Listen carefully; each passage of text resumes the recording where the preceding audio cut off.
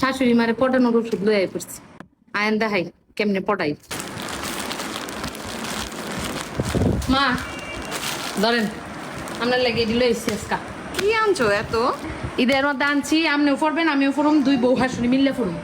এত কিছু আনার দরকার ছিল কি? ওহন আনছি অহন কোন এত কিছু আনার দরকার কি আছে? যদি না আনতাম তো কইলে নিলে আমার ফুতের বউ ভালো না, আমার কিছুই দেয় না। দেখছুন আপনারা শাশুড়ি যারটাই রকম আনলেও কই না, এত কিছু আনার দরকার কি? আবার না আনলে কই মায়া গো আমার বউ আমার কিছুই দেয় না। কুলুন চালায় দেখুন কি টানছি। এই যে আমার শাশুড়ি মায়ের সাথে আমার যে বন্ডিংটা দেখতেছেন, আপনারা কি মনে হয় এটা কি এমনি এমনি হয়ে গেছে গা বিনা পরিশ্রমে?